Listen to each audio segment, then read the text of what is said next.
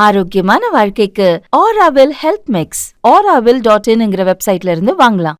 இத்தனை நாளாக மனிதர்கள் கட்டின மிகப்பெரிய கட்டுமானங்கள், மனிதர்கள் கண்டுபிடிச்ச மிகப்பெரிய தொழில்நுட்பங்கள் இதெல்லாத்தையும் பற்றி தான் பார்த்துட்டு இருந்தோம். இன்னைக்கு மனிதனை மிஞ்சின ஒரு அறிவாளியை பற்றி தான் பார்க்க போகிறோம். வேற யாரும் இல்லை, ஆறுகளில் அணைகள் கட்டக்கூடிய பீவர்ஸ் தான். பீவர்ஸ் எப்படி அணை கட்டுது அப்படிங்கிற ஒரு பக்கம் இருந்தாலும் சமீபத்தில் அதுங்க ஒரு விஷயம் பண்ணியிருக்கு. என்னன்னா, செக் ரிப்பப்ளிக் அப்படிங்கிற ஒரு நாட்டில் 7 வருஷமாக மனிதர்கள் ஒரு இடத்துல அணையை கட்டணும், அதை கட்டி ஒரு விஷயம் பண்ணணும் அப்படின்னு யோசிச்சுட்டே இருந்திருக்காங்க. ஆனால் அவங்களால கட்டவே முடியல, வெவ்வேறு காரணங்களால். ஆனால் திடீர்னு ஒரு நாள் அங்கே வந்து பார்க்கும்போது அவங்க எதிர்பார்த்த அதே இடத்துல பீவர்ஸ் அதே மாதிரி ஒரு அணையை கட்டி அவங்க செய்ய நினைச்ச விஷயத்தை செஞ்சு முடிச்சிருக்கு. இது ஒரு பக்கம் இருந்தா, இன்னொரு பக்கம் கனடா நாட்டில் ஒரு பீவர் டேம் இருக்கு. அதுதான் உலகத்தோட மிக நீளமான பீவர் டேம் அப்படின்னு சொல்றாங்க. அதோட நீளம் எவ்வளோன்னு பார்த்தோம்னா 850 மீட்டர், அதாவது 1 கிலோமீட்டருக்கும் கொஞ்சம் கம்மியான தூரம். அவ்வளோ பெரிய நீளத்துக்கு இந்த பீவர்ஸ் அணை கட்டியிருக்கு. இதே ஆச்சரியமான விஷயம்னா, பீவரோட ஒட்டுமொத்த சைஸ் நம்ம எடுத்து பார்த்தோம் அப்படின்னா அது தலையிலேருந்து வால் வரைக்குமே 4-4 அடிலாம் வளர்ந்துச்சுன்னா அது ரொம்ப பெரிய விஷயம் தான். அவ்வளோ குட்டியாக இருக்கக்கூடிய ஒரு உயிரினம் எப்படி இவ்வளோ பெரிய அணைகளை கட்டுது? எதுக்காக இந்த அணைகள்லாம் கட்டுது? அதனால அதுக்கு ஏதாவது நன்மை நடக்குதா? சுற்றுச்சூழலுக்கு இதனால என்ன மாதிரியான நன்மைகள்லாம் நடக்குது? நம்ம மனிதர்களுக்கு முன்னாடி இருந்தே இந்த பூமியில சிவில் இன்ஜினியரிங் ஒர்க் செஞ்சுக்கிட்டு இருக்கக்கூடிய இந்த பீவர்ஸை பற்றி தான் இன்னைக்கு நம்ம ஸ்ட்ரீட் லைட் வீடியோவில் பார்க்க போகிறோம்.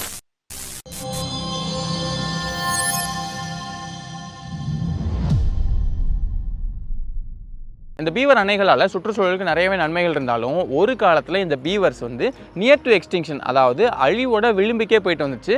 அதுக்கு காரணம் யாராக இருப்பான்னு நினைக்கிறீங்க? நாம தான். அது எப்படி நம்ம மனிதர்கள் அதை அழிவு கொண்டு போனாங்க, அதுக்கப்புறம் மறுபடியும் அதை எப்படி திரும்ப கொண்டு வந்தாங்க அப்படிங்கிறத பற்றி நம்ம போக போக பார்ப்போம். முதல்ல இந்த பீவர்ஸ் எப்படி டேம் கட்டுது அப்படிங்கிறத பற்றி பார்த்துடலாம். எலி, அணில், முள்ளமன்றி இந்த மாதிரி ரோடன்ஸ், அதாவது கொறித்துண்ணிகள்னு ஒரு வகை இருக்குது. அந்த வகையை சேர்ந்தது தான் இந்த பீவர்ஸுமே. இதுங்க அமெரிக்கா கண்டத்துலையும் ஐரோப்பா கண்டத்துலையும் ஆசிய கண்டத்தை பொறுத்த வரைக்கும் சைனா, மங்கோலியா இந்த மாதிரி ரொம்ப கம்மியான நாடுகளில் மட்டும்தான் இதை பார்க்க முடியும். இந்தியாவில் இந்த பீவர்ஸ் இருக்கா அப்படின்னு பார்த்தோம்னா இப்போ இந்த பீவர்ஸ் கிடையாது. ஆனால் ஒரு காலத்தில் 1905 வரைக்குமே மணிப்பூர் பீவர்ஸ் அப்படிங்கிற ஒரு வகையான பீவர்ஸ் அந்த வடகிழக்கு பகுதிகளெல்லாம் இருந்துச்சு அப்படிங்கிறது பதிவாயிருக்கு. அதுக்கப்புறம் வெவ்வேறு காரணங்களால அந்த பீவர்ஸ் இந்தியாவிலேருந்து மொத்தமாக அழிஞ்சு போச்சு. இப்போ உலகம் முழுக்க இருக்கக்கூடிய பீவர் இனங்கள் அப்படின்னு எடுத்து பார்த்தோம்னா north American beavers, Eurasian beavers அப்படிங்கிற 2 வகை மட்டும்தான் இருக்கு. இந்த பீவர்ஸை பொறுத்தவரை அதோட மிக முக்கியமான ஆயுதமே மேலே 2 கீழே 2ன்னு அதுக்கு இருக்கக்கூடிய அந்த 4 வெட்டுப்பற்கள் தான். இதை இன்சைசஸ் அப்படின்னு சொல்லுவாங்க. இப்போ நார்மலாக நான் இந்த மரத்தை அப்படியே பல்லாலே குறிச்சேன் அப்படின்னா தாங்க முடியுமா? வாய் வலிக்கும், பல்லு வலிக்கும், பல்லு உடஞ்சு போகிறது கூட எல்லா வாய்ப்புமே இருக்கு. ஆனால் இதே வேலையை அந்த பீவர்ஸ் ரொம்ப சர்வசாதாரணமாக செய்யும். ஏன்னா அந்த இன்சைசஸ்ல இரும்பு ரொம்பவே அதிகமாக இருக்கிறதுனால அது ரொம்ப பலமாக இருக்கும். அது போக வாழ்நாள் முழுக்கவே அதுக்கு வளர்ந்துக்கிட்டே தான் இருக்கும் அப்படிங்கிறதுனாலையும் அது எந்த பிரச்சனையும் இல்லாமல் தொடர்ந்து அதை குறைச்சிக்கிட்டே இருக்கும். இப்படி இரும்பு சத்து அதிகமாக இருக்கிறதுனால தான் அந்த பீவருடைய அந்த வெட்டுப்பற்கள் ஒரு மாதிரி ஆரஞ்சு நிறத்தில் இருக்கும். அதே மாதிரி அந்த இன்சைசஸ் தாண்டியுமே அதுக்கு உள்ள பற்கள் இருக்கும். அதை வச்சு தான் மென்று சாப்பிட்றது இந்த மாதிரியான வேலைகள்லாம் செய்யும். இப்படி மரங்களை கொறிக்கிறது அதோடைய மேல்புற பட்டையையும் அதுக்கு கீழே இருக்கக்கூடிய அந்த சாஃப்டான லேயரை சாப்பிட்றதுக்கு மட்டும் இல்லாமல் அப்படி கொறிக்கிறது மூலமாக தான் அந்த மரங்களை மொத்தமாக எடுத்துகிட்டு போய் இதுங்க அணைகள் கட்டுது. எதுக்காக பீவர்ஸ் அணை கட்டுது அப்படின்னு பார்த்தோம்னா, அதுங்க வாழக்கூடிய பகுதிகளில் பனிக்காலங்களில் பனிப்பொழிவு ரொம்பவே அதிகமாக இருக்கும். எந்த அளவுக்குன்னா மொத்த தரையுமே ஒரு லேயராக அது மூடுற அளவுக்கு ரொம்பவே அதிகமாக இருக்கும். இப்போ அந்த மாதிரியான சமயங்களில் உணவு கிடைக்கிறது ரொம்பவே கஷ்டமாயிடும் இல்லையா? அதனால் அந்த காலத்துக்கு தேவைப்படுற உணவெல்லாம் முன்னாடியே சேகரித்து வைக்கணும். அதே மாதிரி இதுங்களை வேட்டையாடி சாப்பிடக்கூடிய விலங்குகள்கிட்ட பனிக்காலத்தில் மட்டும் இல்லாமல் எல்லா காலத்துலையும் தப்பிக்கணும் இல்லையா? அப்போ அதுக்கு ஒரு பாதுகாப்பான இடம் வேணும். இந்த 2 காரணத்துக்காக தான் இதுங்க அணைகள் கட்டுது. ஆனால் விஷயம் என்னன்னா, பீவர்ஸ் நேரடியாக அந்த அணைகளில் தங்குறது இல்லை, அதுக்கு பதிலாக வேற ஒரு விஷயம் பண்ணுது. முதல்ல இந்த பீவர்ஸ் எப்படி அணை கட்டுதுங்கிறத பார்த்துலாம். நதியோ ஓடையோ தண்ணி தொடர்ந்து ஓடிட்டு இருக்கக்கூடிய ஒரு இடமா பார்த்து எந்த இடத்துல கட்டினா கரெக்டாக இருக்கும் அப்படிங்கிறத முதல்ல தேர்ந்தெடுக்கும். அதுக்கப்புறமா அந்த இடத்துக்கு தேவையான மாதிரி மரங்கள், ஒரு சில நேரங்களில் பெருசாக தேவைப்படலாம், சில நேரங்களில் சின்னதாக தேவைப்படலாம் இல்லையா? அதை எல்லாத்தையுமே கரைக்கு பக்கத்தில் இருக்கக்கூடிய மரங்களாக பார்த்து கொஞ்சம் கொஞ்சமாக கொறிச்சு எடுத்துகிட்டு வந்து அந்த இடத்துக்கு வைக்கும்.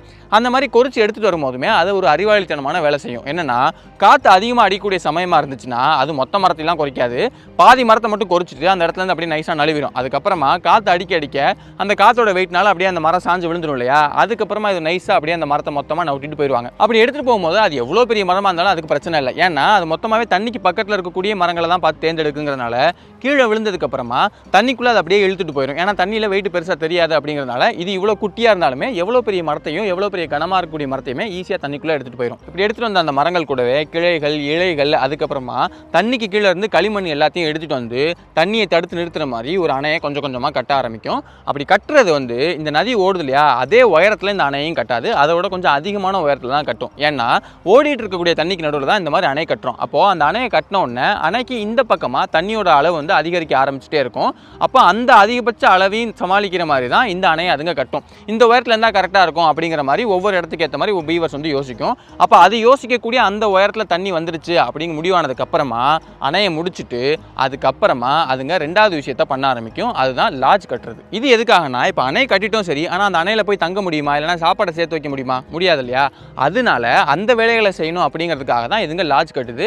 இந்த லாட்ஜை ஒரு சில நேரங்களில் தண்ணிக்குள்ளேயோ நிறைய நேரங்களில் அது கரைக்கு பக்கத்துலேயோ தான் கட்டும். இந்த லாட்ஜ் எப்படி கட்டும்னா, முதல்ல தண்ணியோட உயரத்துக்கு நல்லா உயரமாக இருக்கிற மாதிரியான ஒரு தூண் மாதிரியான ஒரு அமைப்பை கட்டிடும். அதுக்கப்புறமா அதை சுற்றி ஒரு கேப் விட்டு அதுக்கு வெளியே ஒரு குடிசை மாதிரி இந்த மரக்கட்டைகள், குச்சிகள், களிமண் இது எல்லாத்தையும் வச்சு அது ஒன்று மாதிரி கட்டிடும். இப்போ கட்டினதுக்கப்புறமா உள்ள ஒரு கேப் இருக்கு இல்லையா, அந்த கேப்புக்குள்ளே தான் இதுங்க தங்குறது, இந்த மாதிரியான விஷயங்கள்லாம் செய்யும். லாட்ஜுக்குள்ளே வந்து போகிறதுக்கு ஒரு பாதை வேணும் இல்லையா, அதனால அந்த கேப்பை நல்லா தண்ணிக்கு அடியில் ஆழமாக இருக்கிற மாதிரி நிறைய கேப் விட்டுரும். ஒரு சில நேரங்களில் ஒரு கேப் தான் இருக்கும், ஒரு சில நேரங்களில் நிறைய கேப் இருக்கும். தேவைக்கேற்ற மாதிரி அதை பண்ணிக்கும். அப்படி தண்ணிக்குள்ளே போகிற வழி இருக்கிறதுனாலையும் இந்த பீவர்ஸால் மற்ற வேட்டை விலங்குகளோட நல்லா வேகமாக நீந்தி போக முடியும். அப்படிங்கிறதுனாலையும் எந்த பிரச்சனையும் இல்லாமல் ஏதாவது ஆபத்து வந்துச்சுன்னா கூட வேகமாக நீந்தி அதுக்குள்ளே போய் அதுங்க தப்பிச்சுக்கும். அடுத்து சாப்பாடை சேகரிச்சு வைக்கணும் இல்லையா, அதையுமே இந்த லாட்ஜில் தான் அதுங்க பண்ணும். வாட்டர் லில்லி, மரங்கள், செடிகள் அப்படின்னு சொல்லிட்டு அதுங்க சாப்பிடக்கூடிய எல்லா விஷயங்களையுமே பனிக்காலத்துக்கு முன்னாடியே இந்த லாட்ஜுக்குள்ளே எடுத்து வந்து சேகரித்து வச்சுக்கும். அதுக்கப்புறம் பனிக்காலங்களில் எல்லாத்தையும் எடுத்து சாப்பிட்டுக்கும். ஒருவேளை சாப்பாடு கிடைக்கலனா கூட அதோட வால் பகுதியை பார்த்தீங்கன்னா நல்லா கொழுப்பாக தட்டையாக இருக்கும். அந்த தட்டையான பகுதிக்குள்ளே கொழுப்பு சத்து அதிகமாகவே இருக்கும் இல்லையா, அதனால் சாப்பாடு கிடைக்காத காலங்களில் இந்த கொழுப்பு சத்தை அதுங்க எடுத்துக்கிட்டு அதுங்க உயிர் வாழ்ந்துக்கும். இந்த லாட்ஜ்லையுமே தங்குறதுக்கு ஒரே ஒரு இடம் மட்டும் இல்லாமல் நிறைய நேரங்களில் நிறைய இடங்கள் இருக்கிற மாதிரி அது கட்டிடும். அதாவது தங்குறதுக்கு ஒரு இடம், தூங்குறதுக்கு ஒரு இடம், குட்டிகள் இருக்கிறதுக்கு ஒரு இடம் அப்படின்னு சொல்லிட்டு அதை கொஞ்சம் பெருசாகவே கட்டும்.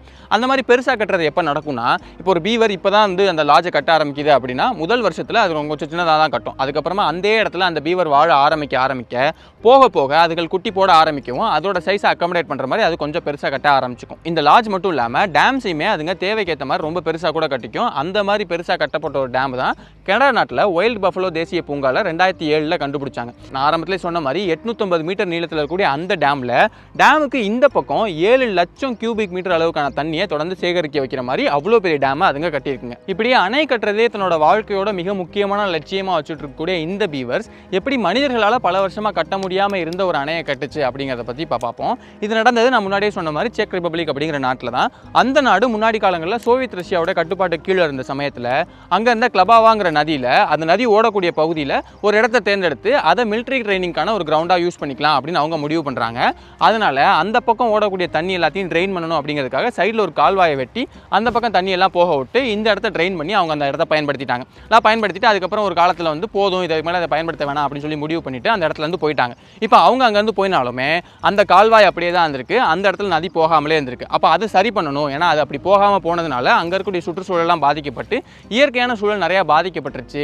இது எப்படியாவது சரி பண்ணணும் அப்படின்னு சொல்லிட்டு அந்த நதி வேற பக்கமாக போகுது இல்லையா, அந்த பக்கமாக டேம் கட்டி இந்த தண்ணி எல்லாத்தையும் திருப்பி விடணும் அப்படின்னு முடிவு பண்ணுறாங்க. இப்படி முடிவு பண்ணதுக்கு அப்புறமா தான் நிறைய சிக்கல் வருது. ஏன்னா யார் அதுக்கான பெர்மிட் கொடுக்குறது, எவ்வளோ காசு இதுக்கு அலாக்கேட் பண்ணுறது, யார் அலாக்கேட் பண்ணுறது, இந்த மாதிரி நிறைய பிரச்சனைகள் நடந்து அதுக்கு ஒரு சில வருடங்கள்லாம் ஆகி அதுக்கப்புறமா ஒரு வழி அப்ரூவல் கிடச்சிருச்சு. ஆனால் அப்ரூவல் கிடச்சதுக்கு அப்புறமா கொடுத்த அந்த இனிஷியலாக அவங்க எஸ்டிமேட் கொடுத்ததுக்கும் இப்போயுமே வந்து கன்ஸ்ட்ரக்ஷன் காஸ்ட் நிறைய மாறுது, நிறைய பிரச்சனைகள் இருக்குது அப்படிங்கிறது தெரிய வந்ததுக்கப்புறம் மறுபடியும் அப்ரூவலுக்கு போகிறது, மறுபடியும் அதுக்கு ரிப்ளை வருது, இந்த மாதிரி நிறைய விஷயங்கள் நடந்து தொடர்ந்து டிலே ஆகி கடைசியில் 7 வருஷமாக அந்த ப்ராஜெக்ட் அப்படியே நின்றுட்டே இருந்திருக்கு. அதுக்கப்புறமா திடீர்னு ஒரு நாள் அதிகாரிகள் அந்த பக்கம் வந்து பார்க்கும்போது அவங்க எதிர்பார்த்த மாதிரியே ட்ரையாக இருக்கக்கூடிய இடம் எல்லாமே செழுமையாக இருக்குது. என்னடா இது ஆச்சரியமாக இருக்கே அப்படின்னு சொல்லிட்டு மேலே போய் பார்க்கும்போது தான் தெரியுது, எங்கெல்லாம் அணைகள் இருந்தால் நல்லா இருக்குன்னு அவங்க நினச்சாங்களோ அந்த இடத்துலலாம் குட்டி குட்டியாக அந்த பீவர்ஸ் அணையை கட்டி வச்சிருக்கு. இது அதுக்கப்புறமா பெரிய அளவில் செய்தியாகி எல்லாருக்குமே தெரிய வந்துருச்சு. இதுக்கு போகவே அவங்க என்ன எதிர்பார்த்தாங்க, அந்த இடம் ட்ரையாக இருக்கக்கூடியது எல்லாமே செழுமையாகணும், கூடவே அங்கே இருக்கக்கூடிய இயற்கையான சூழல் திரும்ப வர ஆரம்பிக்கணும் அப்படின்னு நினச்சாங்க இல்லையா. அதே மாதிரியே இந்த அவங்க வந்து செக் பண்ணி பார்த்தா அதுக்கப்புறம் கொஞ்சம் நாட்கள்லேயே அந்த இடத்துல அதுக்கு முன்னாடி வாழ்ந்த கிரேஃபிஷ், தவளை இனங்கள், இந்த மாதிரியான விஷயங்கள்லாம் கொஞ்சம் கொஞ்சமாக அந்த இடத்துக்கு வர ஆரம்பிச்சிருக்கு. இன்னும் நாட்கள் ஆக பழையபடிக்கு, அதாவது எப்படிலாம் முன்னாடி சுற்றுச்சூழல் இருந்துச்சோ அந்த இடத்துல அதே மாதிரி அந்த சுற்றுச்சூழல் மறுபடியும் திரும்ப வர ஆரம்பிச்சிடும் அப்படின்னு அவங்க கணிக்கிறாங்க. இதுதான் சுற்றுச்சூழலுக்கு பீவர் செய்யக்கூடிய மிக முக்கியமான நன்மைகள். அதாவது ஒரு குறிப்பிட்ட இடத்துல அது அந்த அணையை கட்டுறது மூலமா அந்த இடத்தை சுற்றி நிறைய தண்ணியை தேங்க வச்சு அங்கே இருக்கக்கூடிய அந்த சூழலை கொஞ்சம் செழுமையாக மாற்றுது. ஆனால் கொஞ்சம் யோசிச்சு பார்த்தா இது கெட்டதும் தானே. ஏன்னா வந்து ஒரு நதி ஓடிட்டு இருக்கு, நதிக்கு குறுக்க அது ஒரு டேமை கட்டுதுன்னா அந்த பக்கம் தண்ணி சரியாக போய் சேராதுல அப்படின்னு நினச்சிங்கன்னா ஒரு சில நேரங்களில் அந்த மாதிரி நடக்க தான் செய்யுது. அதுலேயும் குறிப்பாக விவசாய நிலங்களுக்கு பக்கத்தில் இது இந்த மாதிரி பண்ணும்போது அந்த விவசாயிகளுக்கும் விவசாய நிலங்களுக்கும் அது பெரிய அளவில் பிரச்சனையை ஏற்படுத்த தான் செய்யுது. அந்த மாதிரி சமயங்கள் எல்லாத்துலேயுமே அந்த விவசாயிகளும் மக்களும் அரசாங்கமும் சேர்ந்துமே அந்த இடத்துல போய் அந்த பீவர் டேமை இடிச்சு தள்ளுறது, இந்த மாதிரியான வேலைகள் செய்கிறாங்க. இது ஒரு பக்கம் இருந்தால் இன்னொரு மிக முக்கியமான நன்மையை இந்த பீவர் டேம் செய்யுது. என்னென்னா இப்போ அந்த பகுதியில் எல்லாமே காட்டுத்தீ கொஞ்சம் அதிகமாக தான் பரவக்கூடிய ஒரு சூழல் இருக்குது. அப்போ அந்த மாதிரியான சமயங்களில் ஒரு சில நேரங்களில் காட்டுத்தீ வந்ததுக்கப்புறமா அந்த இடம் எப்படி இருக்குது, அதுக்கு முன்னாடி அந்த இடம் எப்படி இருந்துச்சு அப்படிங்கிறத பதிவு பண்ணி பார்த்தப்போ இந்த பீவர் டேம்ஸ் எங்கெல்லாம் அதிகமாக இருந்துச்சோ அந்த இடத்துல எல்லாமே இந்த காட்டுத்தீ பரவுறது ரொம்பவே கம்மியாக இருக்குது. அதாவது மற்ற இடங்களில் பொதுவான ஒரு சூழல் இருக்குது அப்படிங்கிறப்போ அங்கே காட்டுத்தீ அதிகமாக இருக்குது. அதே நேரத்தில் இந்த பீவர் டேமை சுற்றி சுற்றி இருக்கக்கூடிய இடம்லாம் ரொம்ப தண்ணி அதிகமாக தேங்கியிருக்கு அப்படிங்கிறதுனால அந்த பகுதிகள் எல்லாத்துலேயுமே காட்டுத்தீயோட அந்த பாதிப்பு ரொம்ப ரொம்ப ரொம்ப கம்மியாக இருக்குது. இவ்வளோ அதிகமான நன்மைகள் செய்யக்கூடிய இந்த பீவர்ஸ் ஒரு காலத்தில் அழிவின் விளிம்புக்கே போச்சுன்னு சொன்னேன் இல்லையா, அது என்ன கதை அப்படிங்கிறத பற்றி இப்போ பார்ப்போம். நான் ஏற்கனவே சொன்ன மாதிரி அது காரணம் யாருன்னா மனிதர்கள் தான். என்ன கதைனா 17ஆம் 18ஆம் நூற்றாண்டுகள் 16ஆம் நூற்றாண்டுலேருந்து இந்த ஐரோப்பியர்கள் இந்த அமெரிக்காக்குள்ளே வந்து சேர ஆரம்பிச்சு அவங்க அதிகமாக வந்து சேர்ந்ததுக்கு அப்புறமா அவங்க இந்த பீவர்ஸ் வந்து பார்க்குறாங்க. பாரு இந்த பீவர்ஸ் இவ்வளோ க்யூட்டாக இருக்குது அப்படின்னு யோசிச்சுருந்தா பரவாயில்ல, நீ அந்த பீவர்ஸை பாரு அதுக்கு நல்லா முடியெல்லாம் கொஞ்சம் அதிகமாக திக்காக இருக்குல்ல, இதை வச்சு ஏதாவது காசு சம்பாதிப்போமா அப்படின்னு யோசிக்க ஆரம்பிச்சிருக்காங்க. ஏன்னா அந்த பீவர்ஸை பொறுத்த வரைக்கும் அதோட தோலுக்கு மேலே ஒரு சின்ன சின்ன குட்டி முடியான ஒரு லேயர் இருக்கும், அதுக்கு மேலே நல்லா பெரிய முடி அளவுக்கான ஒரு லேயர்ஸ் இருக்கும். அப்போ இவ்வளோ முடி இருக்கக்கூடிய ஒரு உயிரினமாக இருக்குது, இதை கொண்டு இந்த முடியெல்லாம் எடுத்து அதை வச்சு நம்ம தொப்பிகள் செய்யலாம், அந்த துணிகள் செய்யலாம், இதை வச்சு தனியாக விற்கலாம், அதாவது பீவர் முடியிலேருந்து செய்யக்கூடிய உடைகள் அப்படின்னு சொல்லி தனியாக விற்கலாம் அப்படின்னு முடிவு பண்ணி அதை வேட்டையாடி அதுக்காக பயன்படுத்தியிருக்காங்க. அது போக இந்த பீவரோட உடம்புல கேஸ்டோரியம் அப்படிங்கிற ஒரு வாசனை திரவியத்தை அது சுரக்கும். எதுக்காகனா அந்த அணையை கட்டி முடிக்குது இல்லையா, கட்டி முடிச்சதுக்கப்புறம் இது என்னோட டெரிட்டரி அப்படின்னு மார்க் பண்ணுறதுக்காக அந்த அணைக்கு மேலேயும் அந்த லாஜுக்கு மேலேயும் போய் இந்த ஸ்மெல்லை வந்து அதை அப்படியே பரப்பி விடும். அதுக்காக தான் அந்த கேஸ்டோரியம் அதோட உடம்புல சுரக்குது. அதே மாதிரி அது உடம்புல வந்து சுரக்கக்கூடிய அந்த ஆயில் வந்து அதுக்கு அந்த முடியில் வந்து ஒரு வாட்டர் ப்ரூஃப் மாதிரியான ஒரு லேயரை கொடுக்குது. ஏன்னா தண்ணிக்குள்ளே தான் அதிகமாக இருக்க போகுது அப்படிங்கிறதுனால ஒரு வாட்டர் ப்ரூஃப் லேயரை கொடுக்கும்போது தண்ணி அது மேலே அதிகமாக தேங்கி இருந்தாலுமே கொஞ்ச நேரத்தில் அது காஞ்சு போகிற மாதிரியான விஷயங்கள் அது பண்ணி கொடுக்குது. இப்படி இருக்கக்கூடிய அந்த கேஸ்டோரியம் வந்து வெண்ணிலா ஃப்ளேவர் இருக்கு இல்லையா, அதுக்கு கிட்டத்தட்ட அந்த மாதிரியான ஒரு ஃப்ளேவர் அது கிடைக்கிது. இந்த ஃப்ளேவர் நல்லா இருக்கு பாரு, இதை பயன்படுத்தி ஏதாவது பண்ணலாம் அப்படின்னு சொல்லிட்டு அந்த சாப்பாட்டில் அந்த வாசனைக்காக விஷயங்கள் சேர்க்கறது, அதுக்கப்புறம் மற்ற அந்த சென்ட் தயாரிக்கிறது, இந்த மாதிரியான விஷயங்களுக்காகவும் இந்த பீவர்ஸை வேட்டையாட ஆரம்பிச்சிருக்காங்க.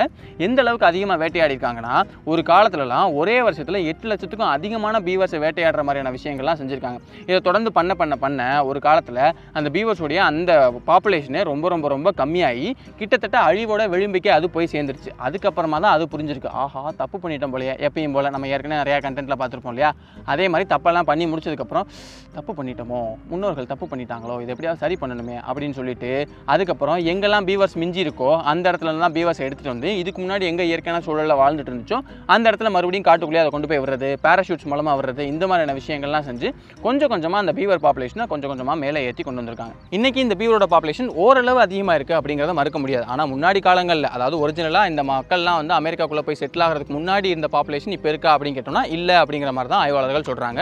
அது போக இப்போ நடக்கக்கூடிய இந்த காடுகள் அழிக்கிறது இந்த மாதிரியான விஷயங்களாலையுமே இந்த அதிகரித்த இந்த பீவரோட பாப்புலேஷனுமே கொஞ்சம் கொஞ்சமாக குறைய ஆரம்பிக்குது அப்படிங்கிற மாதிரி தான் ஆய்வாளர்கள் சொல்கிறாங்க. இதெல்லாம் தான் பீவரை பற்றின சில முக்கியமான விஷயங்கள். இந்த விஷயங்கள்லாம் உங்களுக்கு புரிஞ்சிருக்கும் அப்படிங்கிறத நம்புறேன்.